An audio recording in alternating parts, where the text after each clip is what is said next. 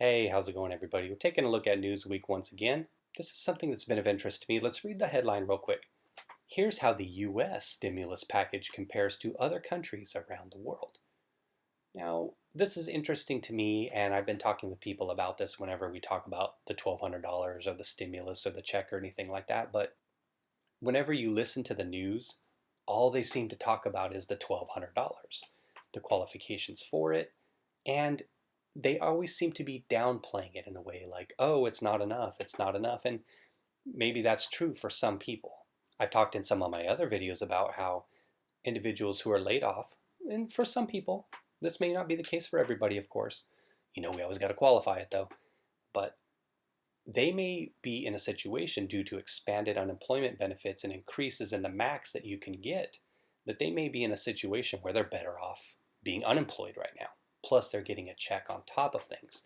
So it seems like the media is not really covering the aspect of unemployment and the expanded benefits there. They're solely focused on this $1,200 check and how it stacks up. I don't know. That's just my perception from what I've seen. I don't know if you guys and gals are seeing it the same way.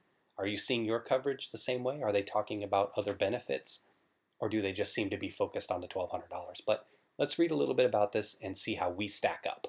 A viral post circulating online suggests that the U.S. aid to its cash-strapped citizens will pale in comparison to benefits being provided by different countries. While the tweet lists a rundown of the benefits 6 other countries are providing their unemployed workers below, the data from the viral post is somewhat misleading since it only compares the U.S. stimulus check to what are essentially the unemployment benefits offered in foreign countries.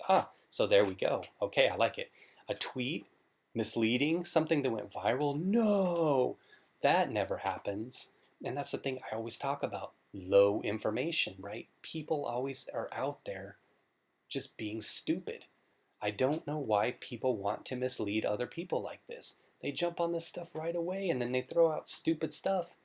And you have people out there believe in this stuff because it's easy. It's easy to just read a tweet rather than to do the work.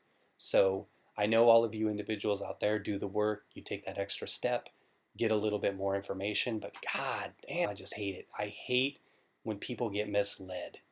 I don't know why people do this to other people. So this looks like it's the tweet here.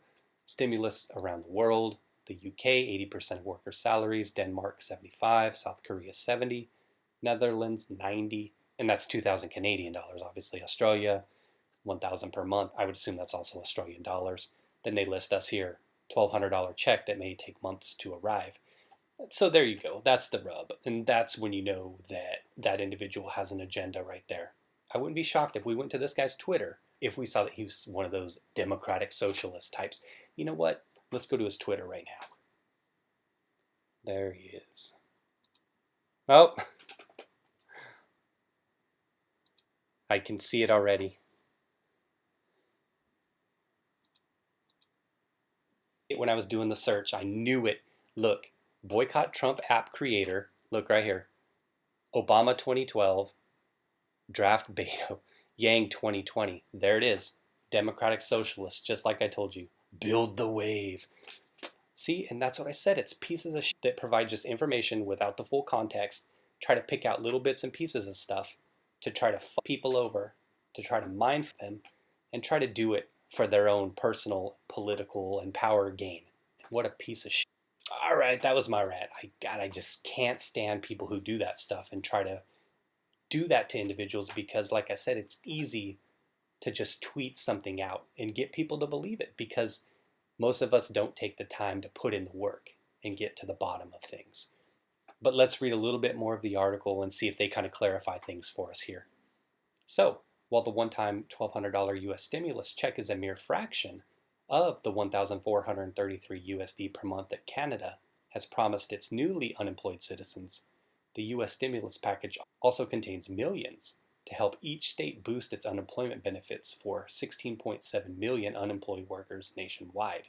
And that number is obviously growing, but like I said, they provided that money for expanded benefits. Before the epidemic, the U.S. average for unemployment was 378 a week, although the amount and duration of actual benefits vary from state to state. For example, while Mississippi, the state with the lowest unemployment benefits, offers citizens an average of $213 a week. Massachusetts, the state with the highest, provided an average of $555 a week. The CARES Act added $600 a week to existing state benefits through the end of July, significantly boosting unemployment benefits in every state. But most Americans may be waiting until they receive these benefits, as many states have had trouble quickly processing the hundreds of thousands of unemployment claims coming in each week. Boom, there it is. And that's what I was talking about right at the beginning. And just show you the final part of that. It talks about Australia, Britain, Canada, Denmark, France, etc. So pause it on the screen right here, and so you can go ahead and see what those countries are doing in terms of what they're offering to their citizens.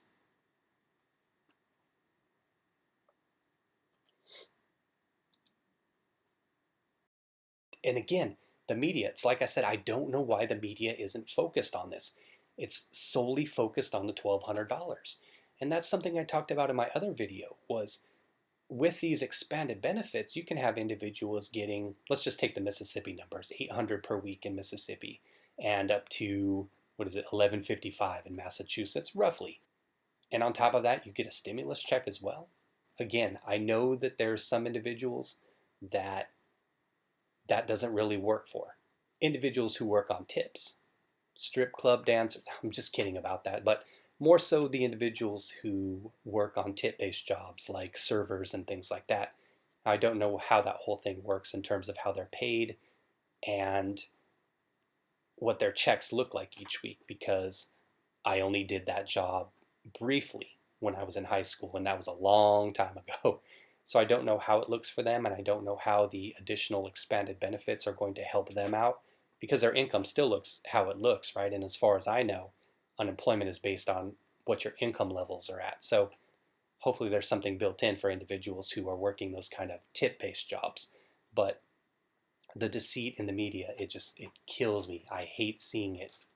And the same thing is with this piece of garbage up here, Nate Lerner, out here peddling fake information, trying to push an agenda. One thing I will say, though, is I heard about Canada, right? They're $2,000 Canadian per month they're getting, which was converted here, 1,433 USD per month. I don't know if that's for everybody or if that's a maximum, but I did hear that there was a way where everybody was filing online for that, and then you were getting your money within 3 business days. So we've been out here waiting a few weeks. So that's one complaint. If somebody has, I'll definitely give them that. One thing I wanted to share with you was one of my relatives who lives in New York. She actually applied for unemployment right away because she got fired right away. We're talking about, this was about 3 weeks ago that she got fired. She went ahead and applied, but I guess part of that is there has to be some kind of in-person, I don't know if it's an interview but there has to be some kind of in-person verification that you have to go through where they call you and you talk to them. And she's been waiting for 3 weeks now. She hasn't been able to get on the phone with anybody, and I don't even think that she has an interview date. I haven't spoken with her in a couple days, but she doesn't have a time or a date or anything. So she's out there waiting, and that's what they said in the article there was individuals can be forced to wait a long period of time to get that interview. But I've heard individuals are even having trouble even getting into the system to file to begin with. And there was actually a story I saw, it was a week ago, maybe 2, but individuals were waiting in line to file in person. And I was like, what's with the social distancing? Because there were so many of them, and they were just stacked so close together. And I was like, yeah, I mean, I know not everybody has the internet, but if you do, you definitely want to be filing from home. Like the article said, there's an issue with delivery, right? Once you file, it still has to be processed by a human.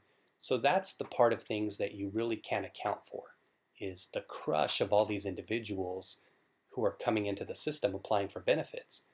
What can you do? It's not like you can magically hire 10, 100,000, tens of thousands of individuals to help process these claims in each state. Each state would have its own needs in terms of demand for unemployment. But what are they supposed to do?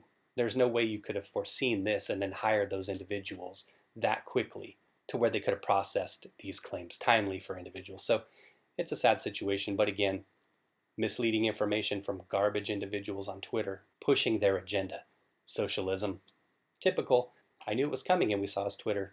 They're so predictable. All right, everybody. Thank you for watching. Just wanted to wish you all well. Hopefully you're doing good. and hopefully by now you have your $1,200 in your bank account. All right, take care, everybody.